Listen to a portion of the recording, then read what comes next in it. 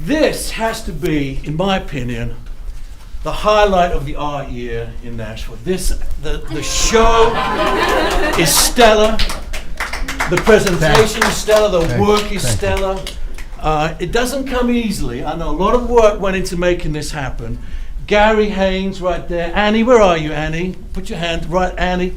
And John, where's John? I know they worked around the clock getting things from John's house to artwork to laying it out to make this happen. So give them a huge round of applause for making such a wonderful event. Unfortunately, that's exactly what I wanted to do, and you took the words out of my mouth. I wanted to applaud Gary. I want to applaud Gary for the finest installation. Applaud him. Go right ahead. Tell him. No, I want everybody else to applaud. I want everybody to applaud now, Gary. This has got to be. I'm stepping away from myself, and I want to thank Gary for doing the best installation ever for any artist in the city, in the Southeast, in the country. I second that. He outdid it. He outdid himself. Come back more often. Gary outdid himself, and he's displayed somewhere around the corner. John Urban right there. He's displayed somewhere around the corner an Oscar that an art dealer gave me for the best photography show. And I feel guilty about that because what I want to do is present Gary an Oscar for the best achievement. Well, how cool is that? Lifetime achievement. Lifetime achievement award. So this Gary, is step on up for your Oscar. this is for you, Gary. It's a lifetime achievement award. All right. John's was plastic, and so is this one. So thank you, Gary. Thank you, John. Appreciate it. And on with the show, please. Nashville has gone Hollywood, guys. I'm telling you, I knew it would happen. We've gone Hollywood. That's fantastic. Now, really, sincerely, Sarah, this is Sarah Lee Bird, who's our editor of the magazine, the Nashville Arts Magazine. We try and cover all the art shows that go on in this town. And when I walked in here the other day, my jaw dropped. It literally dropped. I was like, oh my gosh, he's outdone himself. All the little things that they got from John's home, all these little artifacts you can see, the license plates, the artwork, the diners. If you ever are fortunate enough to be invited to this man's home, don't not go. Just go and see where he lives, because it is the eighth wonder of the known world up there. It's unbelievable. It's just a lot of stuff. His collections, his collections of photographs, collections of toys, of cars, of things that are just of importance to you on some level. Let me ask you, why do you collect all that stuff? They're my friends. They don't leave you. If you go to his house and see that, you'll know that's probably very, very true. Really. No, I started collecting when I was a little boy. And collecting what, cards? Well, I was collecting toy cars when I was about 6, 7, 8, When I was about 5, I was collecting bus transfers. And then I had a little playmate across the street from me whose father had a military supply store for uniforms. It's called Service Uniform. And he brought me all these wonderful little patches from World War II. So you collect the patches? And they were so colorful, and they were very graphic. That was my first introduction to graphics and color, and they were embroidered. So they were like my first collections. Margot, my sister, I'm sure she remembers it, and because she knew our neighbors. And so then I started collecting little toy cars. My father would go on monthly business trips to New York. He'd always bring back a little toy car. And you kept it? And I was about 4 or 5, and then I had a little ritual where I put the toy cars in the garage, which was underneath the bed. So you kept a little garage there? Margot's getting a big kick So when he says a collection of toy cars, but I've got quite a collection now, think in terms of thousands. Don't think in terms of 2 or 3. Thousands of these little cars that are all displayed. The thing about it is that I'm really very minimal. Seriously, I mean, with real serious toy collectors, I mean, I'm really minimal. But it's an outstanding collection, and right here, right there, is the first painting that this man ever did. My first plein air and my last plein air, Gary. No, actually, I guess I was about, 14 and going to the Art Institute, Saturday classes with the blue hairs, the women who are a lot older than me, Right. who I'm more older than they are right now. We're going to tell them that. No, but seriously, that was like an old house on Peachtree Street, and. And you were how old when you did this? I was about 14, and we were told to use a painting knife, and we were scumbling. Oh, so that's all with a palette knife? That's all with a palette knife. Right. Yeah. Like Ross? But Gary was in the house. Gary was in the house, and he found this. He was just so wonderful. He saw everything hanging on the wall, and he just sort of took stuff and lovingly framed some pieces. And he saw this, and he saw this Finster piece and a few other, and he just. And this, of course, is John done by Finster. Yeah, he did paintings of Jane and myself. Jane's got hers, I guess, somewhere, right? Where is Jane? Right, another incredible. There she's. And he gave them to us as gifts, but we paid him for it. Right. So all these little collections that you started off with, John, that's what got you interested in the arts. That the visual, just seeing these badges and the cars and the postcards. That's what got you going. I'll tell you where it started. Let's go back over. Okay, let's go over here and have a look. We're going to look at some photographs. Let's go back to see where it started. This is going to be a true walk around. Let's answer. Let's answer your question. This is where it started. Okay. The baby brownie. It started with this right here. The baby brownie. Come round, guys. Yeah. Did you have one? I had a few. It started with this, and I would get on my trusty Schwinn magazine. Trusty Schwinn bicycle, and I would drive all over Atlanta, or bicycle all over Atlanta, and this is I tried to find this old. You send them off to the drugstore. A week later, you got your pictures back, and this was like a yellow cover. Typical, I can't find it, but it's somewhere. So that's where it all started. And you being a documentary filmmaker, I did not know what I was doing. I was driving around taking pictures of these old cars. Right. I was documenting. You were documenting. And that's where it started. That's exactly right. That's where it started. Yeah. So you were looking at old cars, you were looking at old buildings. Over here, you were back. Now here, you were in London and New York. Can someone bring me some water? London over here. No, here. No, these black and white photographs were all taken when I was in advertising in the '60s. I was in Atlanta, and I was in New York, and I was shooting pictures around New York. And then when I'd go off on TV shoots, I would the one from London or England or Germany. You know what surprises me about a lot of them, John, is the lack of people. There's not a whole lot of people. Don't need them, they get in the way. But there's people right there. No, but you tended to like the storefronts, empty houses, places and falling down, kind of solitary. There's people there. Well, they're falling down too, look, they're just starting bus stops in London. No, but they look very sort of, isolated, very sort of. Yeah. Well, that's the way. That's sort of like frontal documentary photography. Basically, that's what you were drawn to. This black and white stuff over here. Well, I was drawn to black and white because I'm vintage, right? At least I'm in denial about vintage. I grew up during the war, in World War II, as a kid. But I was weaned on Life magazine. I was weaned on early black and white television. Sure. And so black and white was really important to me, and in fact a lot of photorealists, all of us, were weaned on black and white. Why is it that there's always a lot more color in a black and white photograph than there is in a color photograph? Just somehow or other, a black and white photograph seems to capture so much more. I was going to talk about that with the aircraft paintings. It has to do with values, going from black to grays to whites, and sometimes there's more color in black and white than there is in color. Yeah. But the great thing about black and white is that it says non-fiction as opposed to fiction with color. Mm-hmm. And that's why so much black and white documentary is so important, because as we were talking the other day, like if we saw Citizen Kane or some of those great black and white movies like It's a Wonderful Life. Yeah. You can name the Ghost of Christmas Past. You can name the whole list. I mean, like my favorite is The Best Years of Our Lives. And if you saw those films in color, they wouldn't make it. Tell me who this is back here, because I'm a huge fan of his. I have no idea who that was. Dave Brubeck. That's Dave Brubeck. Rotate 5. I was at a concert at Emory University in 1962 with a college friend of mine who reminded me that we went backstage. I totally forgot about it to see the group. But we went to see Dave Brubeck at a concert, and I just had the photograph lying around. I didn't know what I was going to do with it. Gary saw it, Fabulous photograph. and So you I printed it myself, by the way.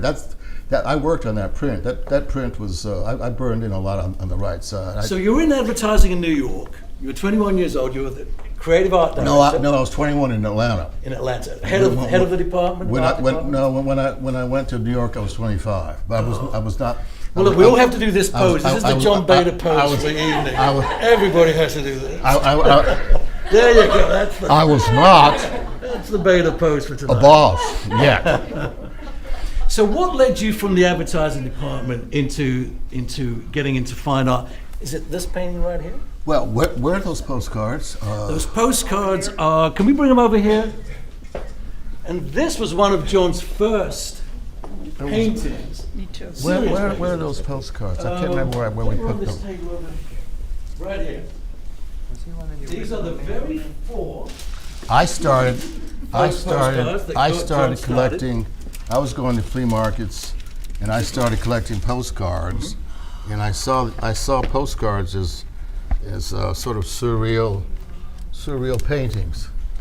And what I wanted to do was I wanted to blow them up. Right. And I got real interested in roadside imagery, which was motels, gas stations, tourist What camps, and inspired this one? diners. Which postcard was it? So, one of my first postcards There it is. that I painted, I guess that's like the fifth and the This sixth. is unbelievable, guys, because this right here is the very genesis of the man's start in his career. It was this postcard right here, and this was the first painting that he did from it. So it's career right back to one image, and there I have it. And then to add to that, Paul, Yes. everyone, can you see? This is the invitation to my first show, which was nothing but postcard imagery. So what I did was, I used this card, and I put in each little vignette. I put in a different postcard image. Oh, here's Mrs. Postcard right here. Here's the greatest postcard collector besides myself, but she's got a bigger collection. Is Jill Klein. So I gotta give you credit because. And what was it about the postcards? I read somewhere that you would look at them through a magnifying glass and imagine yourself in that place, on that street. What'd you do? Did you read something I wrote about that? Or? No, I went through your drawers at home, John, and I found a little piece of paper and said, ah! No, but That's right. I'm missing a little couple. chauffeur. I'm missing a couple cards here. But what I wanted to say is that to round out the oh, you can pull one out. You got a couple, right? To round out the my first show, I wanted to give it some scope and some depth, and I wanted to get away from the color, and I wanted to do what's known as a photo postcard, like Katie's here, which actually. So this is Gary has Katie's Diner, right? No, it was a gift store. But she's dining as well. It's got fudge, pralines. It's just like Well, but it's not a diner. Anyway, Well, anyway. it's one of those. the point is. And, I might get these out. all right, here. All right, this Oh, is yes, now I see. street scene. Gotcha. All right, I love street scenes. So what I wanted to do was I wanted to do a photo postcard painting Right. in black and white. So I did a few of those, and I started painting realistically because it was a lot of fun. You know, and it was like drawing, and I love to draw. So that's how I started painting realistically. So it So wasn't- now everybody knows how I started to paint realistically. But there wasn't like an influence where you saw somebody else's work, No, another no, artist, and said, "Oh, I love that." No. It just came naturally. It just came naturally. Came naturally. Can I look Yeah. at these again? It came naturally. That's all. So you were just placing yourself in these, and I think we've all done it at one point or other. Gotten a postcard, sort of wonder what that's like to actually be there myself. And I mean, this is. I mean, you Well, can. I changed that considerably. What I did with this card was, I took out these cars and I put in. It's in the book. A little self of the book. If you want to get the book, you can see it's in the book. I took out these cars and I put in 3 or 4 other cars, and I changed this to all green. Does this say salad bowl? It does. Yeah, I changed this to all green to make it look like a salad bowl. And that's in the book. And this one here, it says diner on there. I can That's see my it. first That is painting. the diner. That was my first That's painting. your first painting of a That's my diner. first painting. This actual one right here. Yeah. Yeah, that's in the book It's also. remarkable that you've kept all this stuff over Yeah. the years. Well, I had to. Well, there'll be an episode of You know why I Hoarders kept on it? TV very soon. Because I had a Showing- dream. I had a dream, and I dreamt that some night we're going to be able to talk about it. Funny how those dreams come true. And talking of dreams, let's go in this room and have a look at these aeroplanes. This is another star. And really, again, come on in, guys. We're going to wait for you to come on in.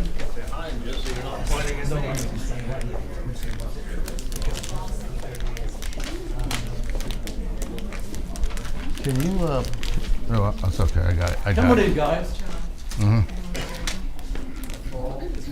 Yeah, I'm gonna put them in the car. We'll take Yes, them home. mine too.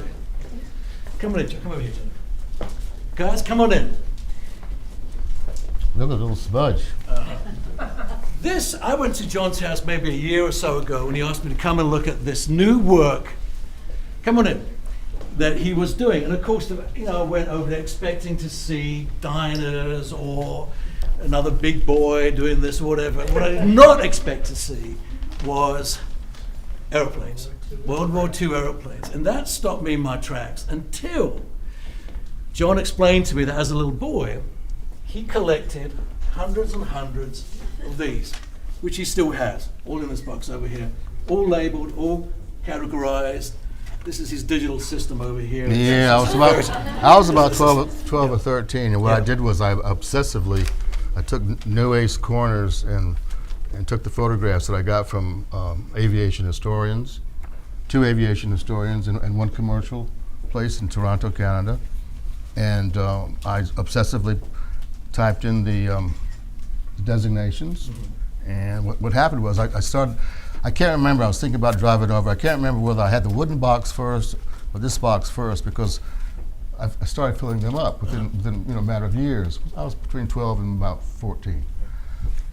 And then I just noticed tonight also, well, I knew about this, but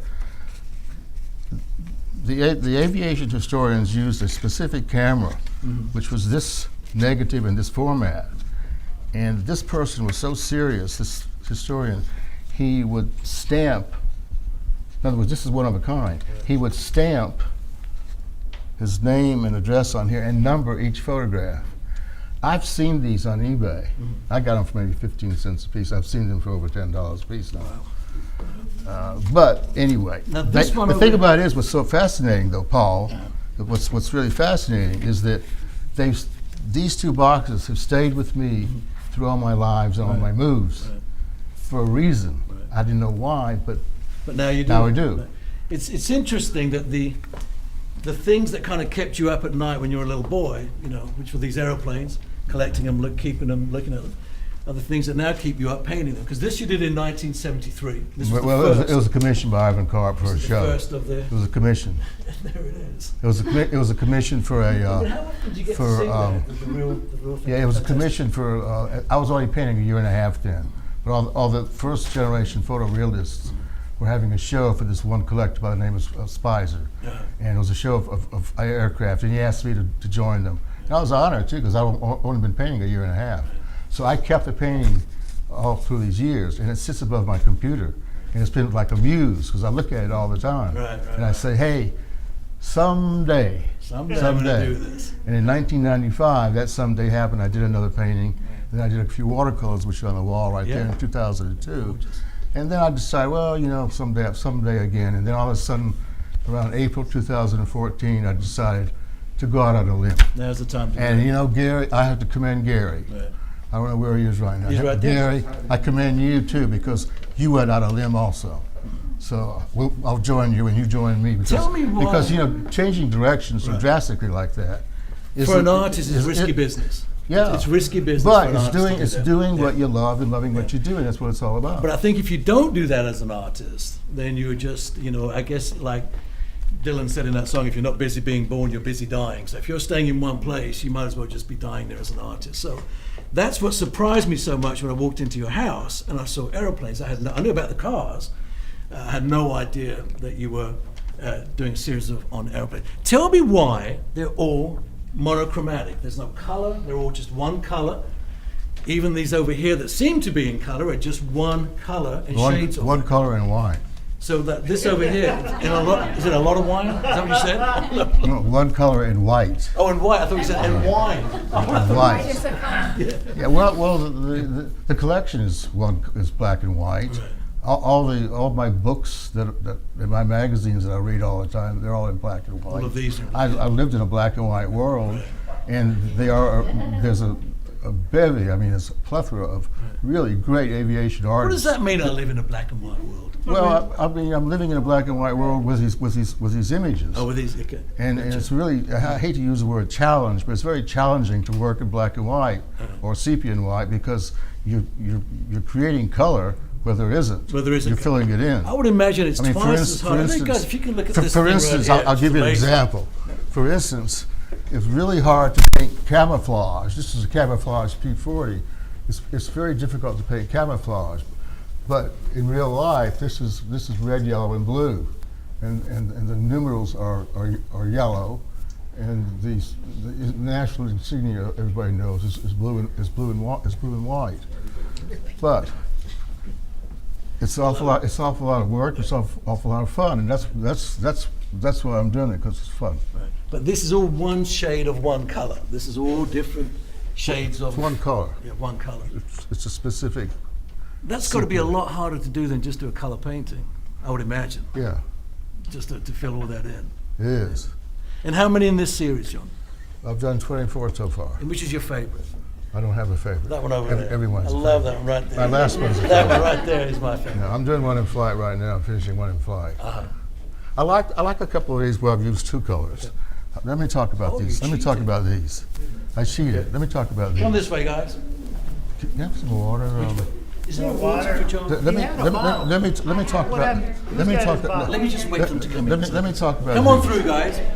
We're going to talk in this room right here. Thanks. Let me talk about the artist. I don't know how many artists. You're like the Pied Piper, John. They keep following you around. That's what they're supposed to do. Isn't this a Love your work. Isn't this a walkie-talkie? This is a walkie-talkie. Yep. Come on through, guys. It's a walkie-talkie. Follow John the Pied All Piper right. right here. I see an artist right here. See, this is it right Some here. more art. There's more artists. This is The it. artists will know. I love this. We all have to do this just for John's sake, because this is Anybody want to take a picture right now? everybody has to do that. That was actually taken. This was taken by. I was 23, This is when you were in advertising. and I right? was an art director, and it was taken by a buddy of mine who's a photographer. And it was for an ad. Right. For a bank account that we had, and we were actually in the same bank building, and it was taken for an ad. I just had it. You haven't changed the I book. had it sitting around the studio, which is lying around. I found it, and then I did that funny little shot with me holding it, and I sent it to McGuire, just as a joke, because we'd like to joke around like that, and that's how that picture. For those of you who don't know, Senor Jim McGuire is an incredible photographer here in Nashville. Done a million album covers in country music, but he took this photograph. I just love it. It's some things just never change. We think we change, but we don't. The same things we did when we were young, we still do them today. Just as the same images of those airplanes kept you up at night when you were a little boy, they still keep you up at night now. Yeah, well- they still intrigue you Yeah, in the morning. in the morning. But you see that these two images are different colors, and the reason why is, and here again it was more difficult. There's two really ugly colors, and anyone that's an artist here understands it. Phthalo green and alizarin crimson. Two terrible. Is that true? Oh, I hate that thing though. Terrible. Now, And that's what these are. Renoir used alizarin crimson. It was just stinky. Anyway, but if you take alizarin crimson and phthalo green and mix them together, you get black. Right. And if you put a little white in there, you can move it to warmer or cooler. And that's really tough. And these two paintings are those two colors. So let me black ask with you white. this. It begs the question, why? Why did you pick those two colors? that Because you they hate? make black. Okay. They make black. Or were you just challenging yourself to see yes, if you could do yes, it? absolutely. Because you can push it warmer or cooler. Uh-huh. And I push these cooler. Right. And so it was like it's like play. It's like challenging. Except Yeah. it's I love play. it. Except, and there are also a lot of photographs that have a blue cast to them, as they have sepia casts. You know. Any questions for John while we're in this room but talking about aeroplanes? Do you know what I'm talking? Are you an artist? Do you know what I'm talking about? No, is she an artist? No, come over here. No. They're just walked off the street like this. This is You look like Teresa. an artist. She's a fabulous artist, Wonderful. yeah, and we're thrilled she's here. Oh, happy to meet you. Yeah. Nice to see you. Thank you. Good, thank you so much. Hopefully we'll be doing a show here with her very, very soon. Oh, wonderful. Yeah. Great. So you know all about Lizard and Crimson and Phthalo Green. I use alizarin a lot. Small doses. I use it for I can't stop using I use it for neon that's glowing. Yeah. Oh, this Okay, so- artist talk. It's Yeah. just too much for me. So you Let's wanna go to the go- other room and look at some diners, shall we? Okay. Let's go and look at what Johnny got really famous for doing. I love the way one follows him around. It's so great. All right, my favourite room, because I love this one. Why? Because of the beautiful chair. Yes, have a seat. Come on in, guys. Johnny, come down here.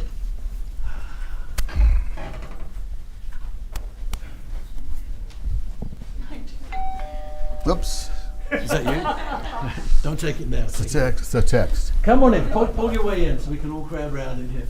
Because this is the stuff that really gets me excited. This is the stuff that made me fall in love with John's work when I first saw it.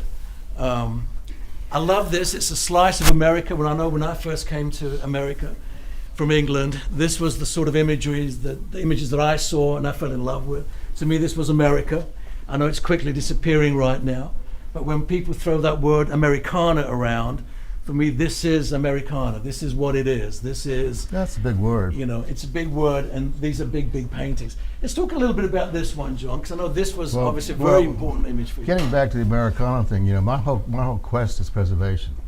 That's first, and the paintings are like second. To preserve what? Our culture? Our culture, our society, our buildings? culture. Well, you must hate what's going on in Nashville right now. I do, and the rest of the country.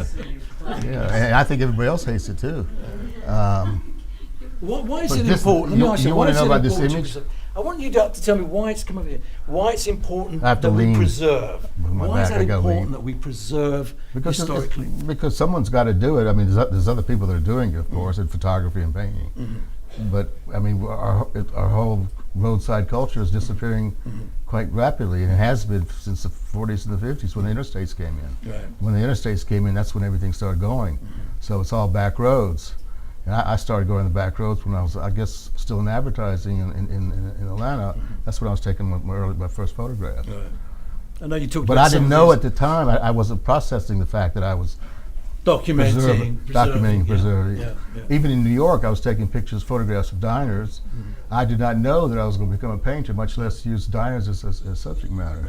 I think it's really important that we do preserve and document. I think it's important to us visually to see things that are grounded in the earth so that things are not disappearing overnight.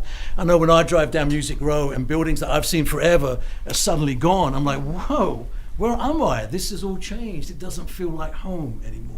You know, So that's it's important that's to really do funny that. you said that, because I feel now, I don't know about other people here in Nashville, but I feel that we're losing the character, the whole character course, of yeah. of what the city was. Yeah.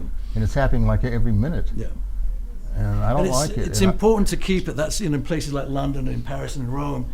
You know, we go as tourists to see those things. We don't go to see their brand new office buildings. We go to see their historical buildings because that's what resonates with us. And I think that's important that we do keep those things, not to be old-fashioned and just, you know, sort of be fuddy-duddies about it. But I mean, visually, I think it grounds us to our past. And I think recognizing and acknowledging our past is important. You know, these certainly do this. Tell me about this, John, because this is, you know, it's on the cover of our magazine. It's on the cover of your book. It's obviously a very, very important image. Where is that? Well, it was in Denver, Colorado, and I just happened to be visiting a friend of mine. This was in 1975, and he collected a few cars and buses and trucks, and he had the Checker Marathon. He let me drive it all over Colorado, and I just happened to be driving by this This place. thing here? The yellow cab, Oh, you were driving this around? right? Yeah. Can't So- you just see so- it? Flag you down. That's So- just the yeah. perfect vehicle. Yeah, absolutely. That happened. I was driving mostly southern Colorado. And Oh, I love that. so I just happened to run across this image, and I thought, well, maybe I should take a picture of it. Who knows, it might be a painting, maybe it's not. But it wasn't working for me. And then all of a sudden, like a little angel from heaven, seriously, the 55 Pontiac rolled in, and I said, boy, that makes it for me, because it was my favorite color, which I call landlord green. And then, at the same time, as that was happening, the truck pulled in and said the Denver, which evidently was like a department store or some kind of store. So that gave it a sense of place. And I was visiting. I went from Denver to Mill Valley, California, to see a pal of mine that was house sitting for a while. While he was away with his family and kids in his laundry room. I did a painting, and that's the back cover of the book. Wow. Because I was upset because the book was a square format and we were going to have to crop the painting, and we were designing the book, and I thought, it needs a back cover. And it's really strange because we were sort of working on that design, and while that was happening, my old buddy that had that house just happened to send me that picture because he was moving and he found that picture. So then I sent the picture to the designer and the publisher and the editor, and they loved it. So that's how it became the back cover of the book. Let me just ask you a question. On an image like this, I mean, the photorealism. And then it went to the Denver Museum, by the way. I mean, it must take an enormous amount of time to complete an image like this. The detail in it is well, I was ridiculous. just writing someone today about that, as a matter of fact. How long did this Because I only had a month, and I was with a companion, and we drove all around the Bay Area 1,000 miles, and I did the painting in the same amount of time. I couldn't do it. It would take 2 months right now or more. So to answer your question, I didn't really work that hard on it, but I guess I did. I mean, it's a major piece. And what is it about diners? I mean, I know it's not the food, but so what is it about diners that attracted you in the first place? I'm going to do a series of diner paintings. I know you were on you once, I think you said diners are high art on low roads. I love that, high art on low roads. Oh, that's Jay. That was his little... I love that, Yeah. because a lot of these diners do look very artful. He's an art historian, and that's art historian's art. But what is it that attracted you to? Well, there's on an unconscious level, they were like the hearth. They were home. They were like mom. Right. And you sat at the counter, and they were intimate, and you got to be right next to the grillman and the waitress, and there was a sort of great sense of intimacy as opposed to sitting in a restaurant and being waited on. And Sure, I could see that. yeah. And somewhere that you could be totally anonymous and just people watch, and watch the world go around. Oh, I did it all the time, like on the subway. Yeah, it's fantastic. Yeah. Hey, John, can we get that photograph from the next room and bring it in here? Because it's going to be hard for us to get over there. Photograph of The one of the Uncle Zoli. If you could bring that over, that'd be homage to my Aunt Emmy and Uncle Zoli. Which of these in here, John, are the ones that you feel the closest to? Which piece of work in here holds a special place with you? Each time you do a painting, you have a relationship. It's a different relationship. It's like people. Talk this way, It's like people. Yeah. You have a different relationship with everybody that's in your life. So you have a different relationship with each painting. Another person that lived across the street. So from I this don't one really here have was- a favorite.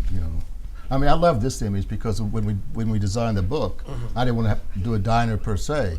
So I just happened to choose it, and everybody loved it. So. And John's book on diners, I think it's been in print for 20 years now. Well, 78 and then 95, and they this it went to. still keeps selling.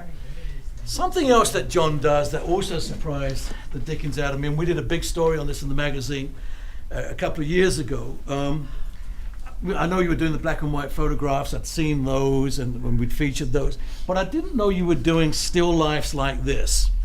And this surprised me a great deal. It looked like the old sort of Dutch master. Can somebody help me hold this up, please? You know the old Dutch master paintings, the still lifes, where they were just little, and every element in it was important. It wasn't just a mismatch of objects. Every object had a reason to be there, and every object sort of pushed the narrative of the photograph along. They each told a story. This one I know is particularly important to you, John. Yeah, This was your I mean, uncle and your aunt. Yeah, but I want to talk about doing the photographs first because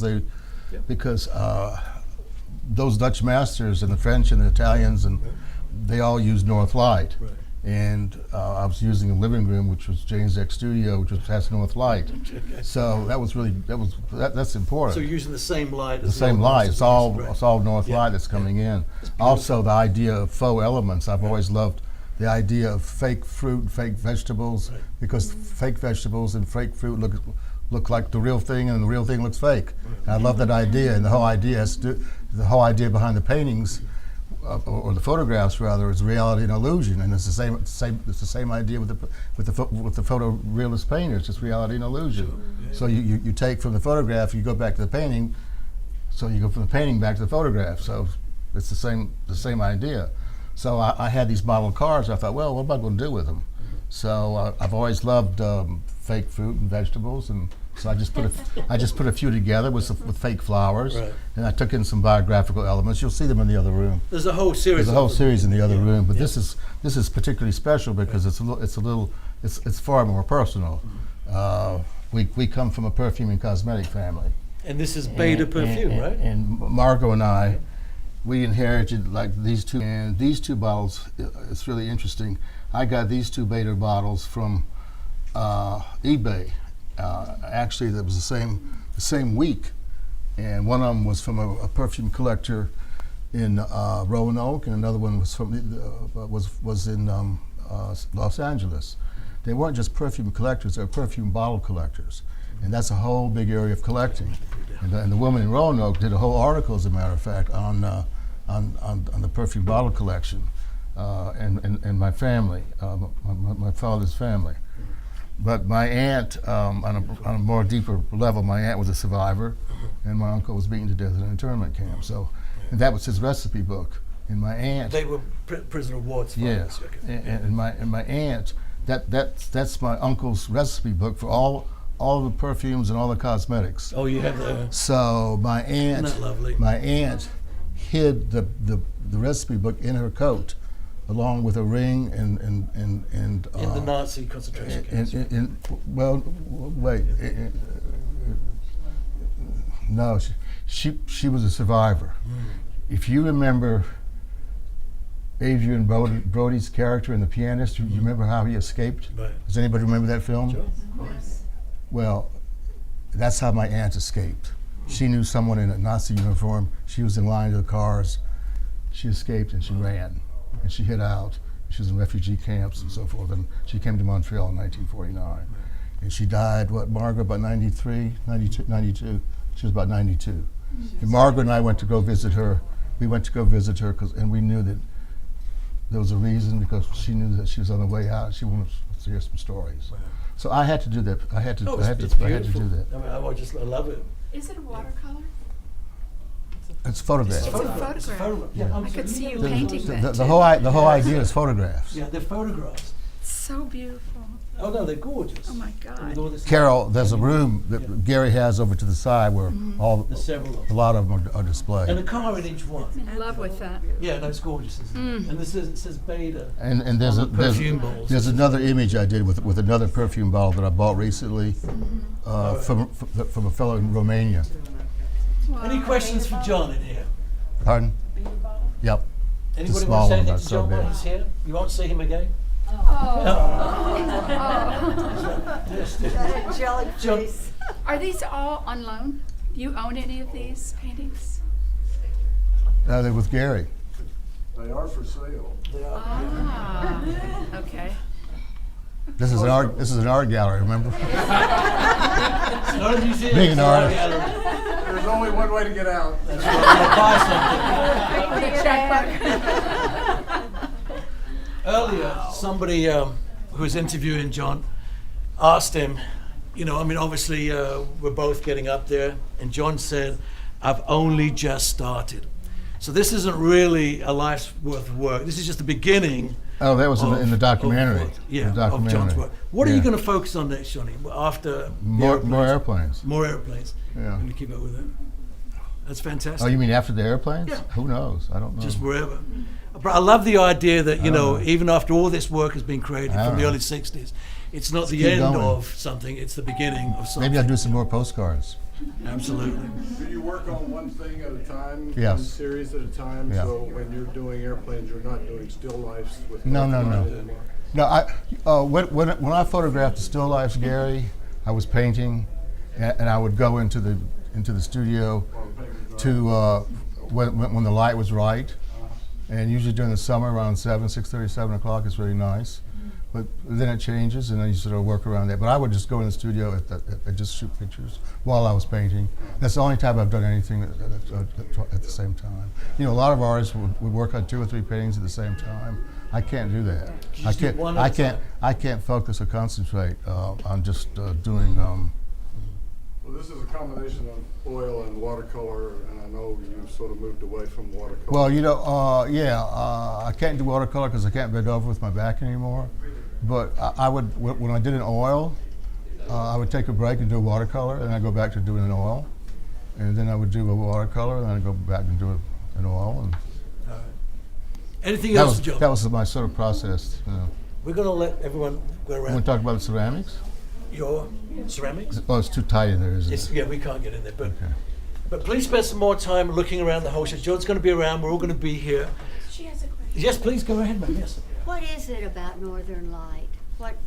What's the quality What's the quality of of that? Northern Light? Yeah. It's. I wish I could explain it. There's a certain magic about North Light and why artists always use North Light in their studios.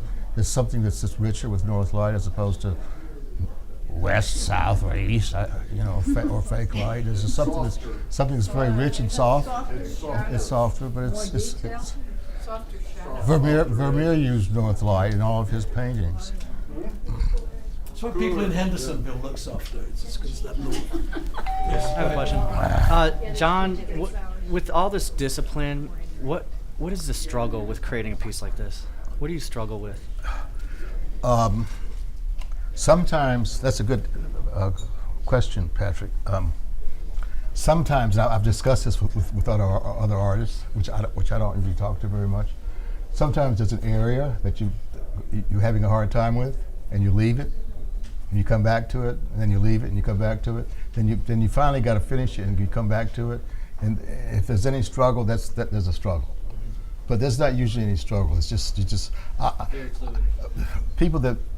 that paint realistically, like I do. Everyone is different. A lot of them are very mechanical, and they start at the bottom, and they go top, or they go to the side. Because of my ADD, I guess. I don't know. I just go all over the place. I feel a certain energy, and I'll go there. And I start off with the first coat, and then I go in with the second coat, and then I clean up with like a third coat. But if there's a struggle, you don't have any power. Yep. So the power comes out and the energy comes out with no struggle. But it's oftentimes there's a little area that you piddle with, and you say, I'll come back to it. And then you eventually, there's a little struggle there. Do you go from light to dark? Sometimes, not always. I'm not that traditional. I don't sometimes just paint in darks and then go to light or middle. Yes, sir. I'm very. I don't know what the label is. Weird. I don't know. We'll go with weird. What's your question? Well, were you saying that large airplane painting, was that the first Yeah. airplane that you did? Or, I Yeah, know you yeah. said the cabin was the first Yeah, painting. yeah. But That was the first, that was so 73, right? and then you're doing them now, so how would your approach be different now than when you did that one? I noticed the little tiny detail way in the right corner, in the background of houses and everything was. Maybe a little bit looser. More lucid now than you were earlier? I'm more obsessed now. I mean, I do an incredible amount of research on each plane. I have different books and magazines to get to know the spirit of the aircraft, because there's sculpture, but there's a visual language which I'm concerned about, very esoteric visual language. When I'm doing a picture of a painting of a diner, for instance, like this one or that one over there, I just have a picture in front of me. And I use it as just a piece of information, like a writer has notes and uses their notes for writing a fiction or nonfiction. But with aircraft paintings, I do an incredible amount of research. and they take just as long. You know, because they're in Okay, oil. lucky. They're in oil. I mean, if I did acrylic, I could do it immediately, but I don't use acrylic. Are you through with painting diners? Yes, sir, I am. No more diners? No urges in there? Well, you know, Fat Swaller once said, "One never knows, do one?" So, you know, I can't say it's a true stoppage, but you never know. Are you praying, Bob, or what? I'm just anything else for John before It's we a let him digital go? print, by the way. All right, I think it's time to wrap it up. I'm ready to start. I'm Well, ready to he's start always over ready again. to start all over again. I mean, I'll talk about those ceramics. And, John, thank you for the work, extraordinary work. Thank you for putting the show on, Gary. It's mind-boggling what's happened in this room. I want to thank Gary again. I think he Absolutely. did an outstanding job Yes, he did. of installing, and I'm deeply appreciative and humbled. Yeah. And For all the good things I had to work with John, it was easy. Let's hear it for John Baeder.